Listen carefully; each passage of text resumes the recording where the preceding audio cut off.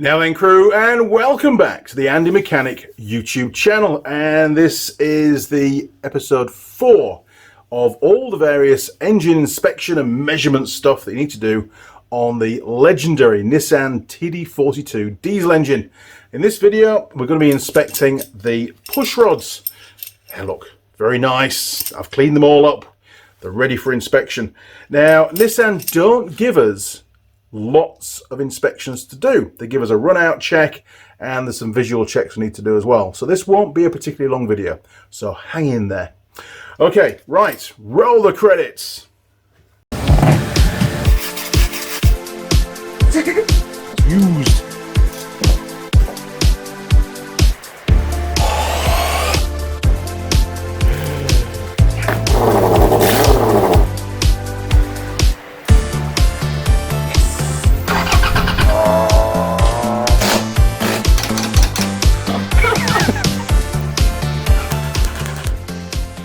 You don't paint something without wiping.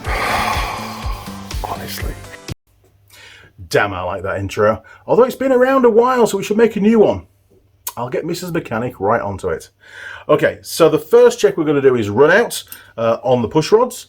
Run out basically is the bend. How bent are these push rods? They're never going to be dead straight. And out of the factory, a brand new push rod will be expected to have no more than 0.3 of a millimetre. Run out, distortion, bendage, call it what you like.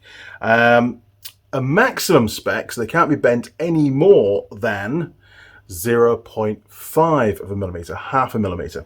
So we'll inspect all 12, it doesn't take long.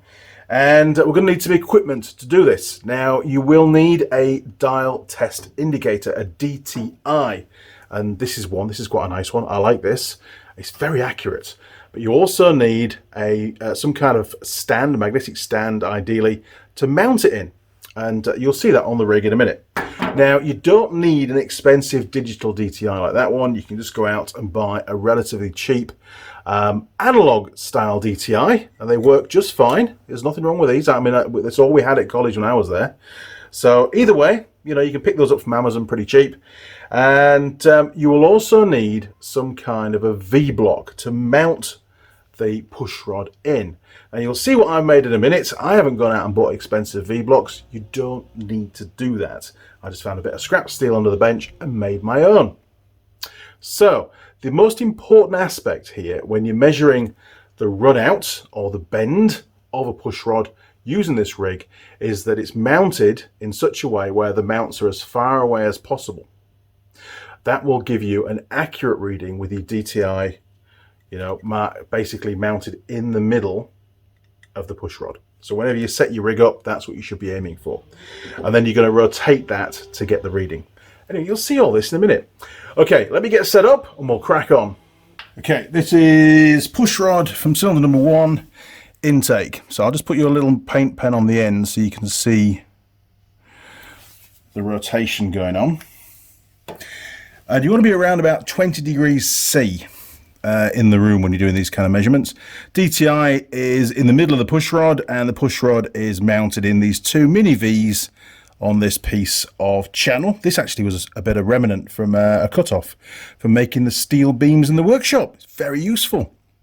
Now, the reason why I've made it integral to the mount for the DTI is it just reduces any kind of movement. If you've got this was a separate piece, sat on the bench, and the magnet was then just clamped to the bench, there's usually movement between the 2 components, and that can give you a false reading. So I find this kind of setup really makes things a lot more accurate. And it costs nothing, right? It's cheap. Okay, so we're going to rotate this now 360 degrees. The first push rod, we're zeroed in at the moment. We were zeroed. Okay, let's just try zeroizing that again. There we go. Nope, hang on. There we go. Okay, we're starting at, it's very hard to zero because you tend to move the DTI when you're zeroizing. So we are starting at 0.001 millimeters, and that's positive. If it was negative, you would see a little negative on the left-hand side here. Okay, so we're going to rotate. We'll go anti-clockwise. Okay, you ready? Rotating, rotating. Oh, look at that, it is bent. Wow, that is bent. Okay. So we're just going to see how the lowest figure, so we're negative at the moment, so we're minus 0.035,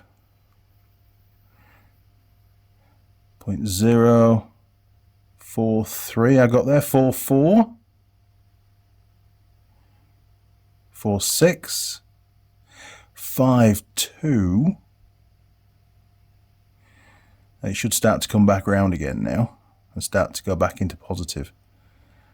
And we should end up pretty damn close to where we started off at. Okay, so we've got positive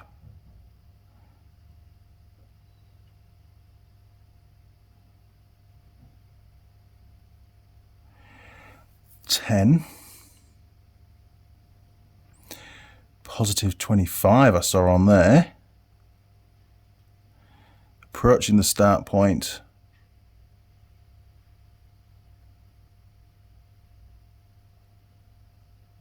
And it's dropping back down again. There we go. So we're at 0.1. So it actually bounced back to where it was. So we got a negative, where's my scrap paper? Negative 0.055.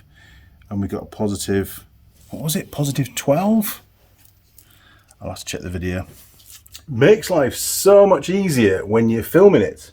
I used to get my students to film exactly what we just did, and then they could rewind and watch, that's an old phrase, isn't it, and watch the video to see the numbers jump around, because it's quite difficult to remember sometimes what your minimum and maximum readings are as they're jumping up and down all the time, whereas a video doesn't lie. So we got minus 0.055, that was the lowest reading, and then the highest reading was positive 0.025. So we need to do some sums. Okay, so the lowest reading was minus 0.055 millimeters, and the highest reading, there we go, highest was positive 0.025. So 55, add 25, so that's 60, that's 80, isn't it? So 80. So the total variation, or the total bend, is 0.080. Now, remember the maximum spec allowed was 0.5 millimeters.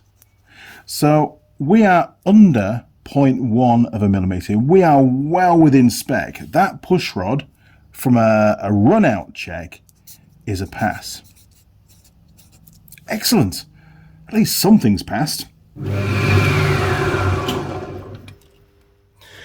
Okay, that's how to do a run out check on a push rod, and there's still 11 more to do. So I'll crack on with those. In the meantime, Holly, you ready? Okay, message from Tool Girl Holly. All yours, Holly. Now then, crew, Tool Girl Holly here. Don't miss the next live stream, 8:30 AM Sunday.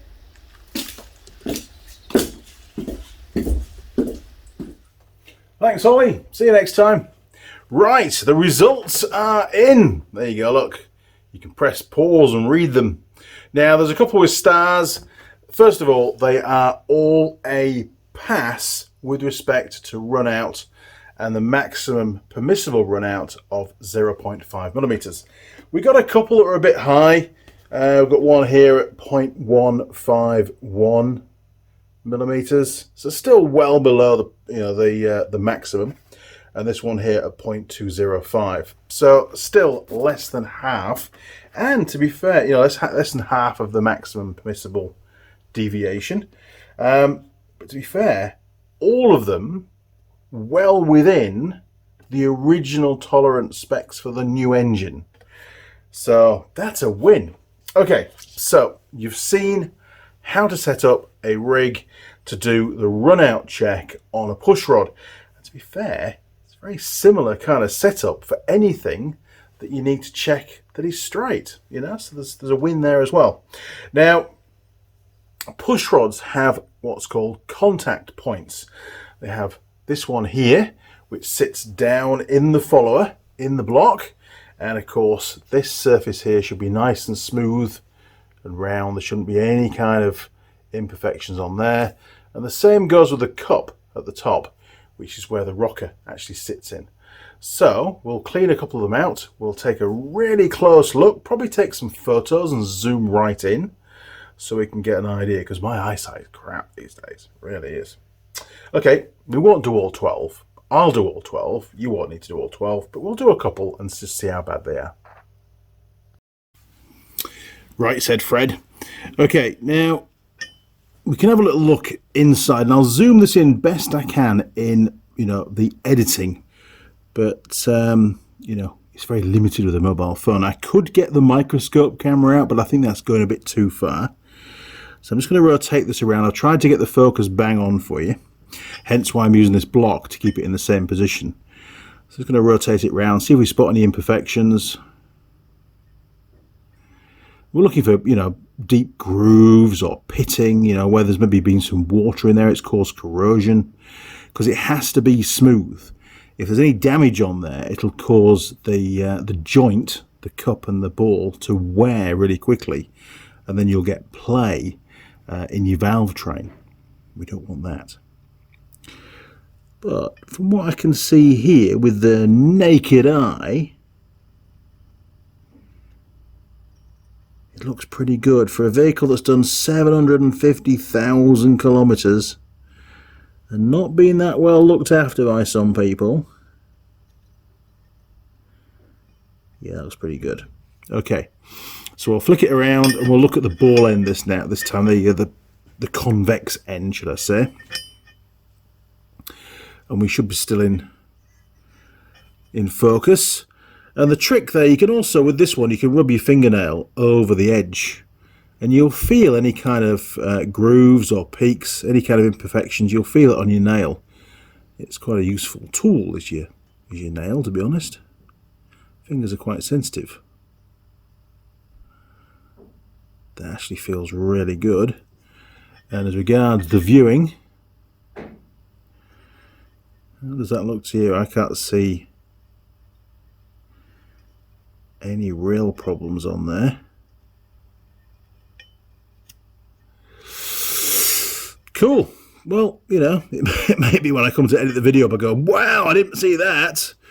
That's how bad my eyesight is, but it looks pretty good to me. There's that one. So this one is number 1 intake, is a pass. Okay, we've got one more. I won't bore you all with every single one of them, but we'll have another look. See if we spot anything on this one. So, just trying to get the angle right for the camera for you. There we go.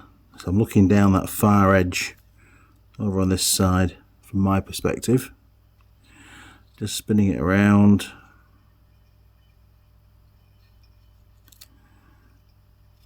Nope, that looks pretty good.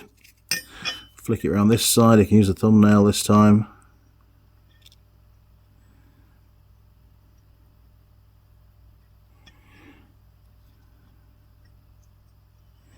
It feels very smooth. Can't feel any kind of sharp edges or pickups on there.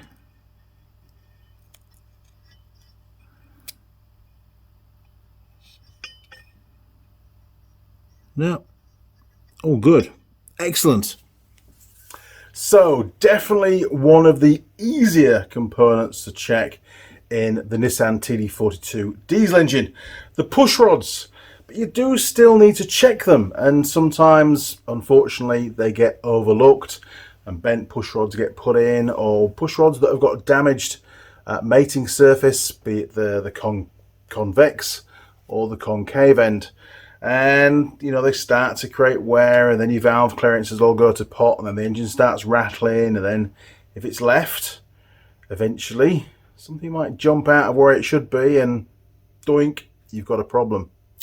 This particular test, pretty simple to do. The little bracket that I made, the little sort of mini V-block thingy, it took me 10 minutes to make that. Absolutely dead easy. why wouldn't you, you know? As regards the DTI stand and the gauge, I've put the other one away now. You can get them off Amazon pretty damn cheap, you know, and okay, they're not the most accurate ones on the market. You pay big bucks for accuracy, but when the spec is 0.5 of a millimeter, it's good enough. That kind of tool is good enough for this kind of check. So don't worry too much about it. Okay, crew, well, hopefully you enjoyed this video. If you did, why not click on subscribe, ring the bell, and that way our friends at YouTube will send you a notification as and when any new videos go up. You'll also find me on the socials, Instagram and Facebook, so you can peruse those. If you want to support the channel, you can do that through Patreon or PayPal. If you're going to send some hard cash, thank you very much, first of all, much appreciated. But send it to the email address andymechanic@live.co.uk, and please don't send it as a donation. I can't accept them. I'm not a registered charity, unfortunately. And so just send it as a payment, and then PayPal will accept it, and it'll come through. A couple of bucks. Thank you very much. All helps. Now then, you can also support the channel by sending something through if you want in the post, a parcel. Maybe there's a tool that you really like that isn't too expensive and you want to send one to me to use in the workshop. Then you can send that to the PO box address, and that's down in the description. You can also send me a traditional letter if you want, or a sticker to go up in the workshop. Happy to do that for you. And if you want to share a video on your social media, you could do that as well. Any of the videos on the channel, just share them on your platform, and that gets a few more viewers to the channel. Okay, crew, well, there's going to be an awful lot more videos covered, or covering various inspections, measurements and so on this Nissan TD42 engine. So I'll see you in the next one. All right, crew, cheers, over and out.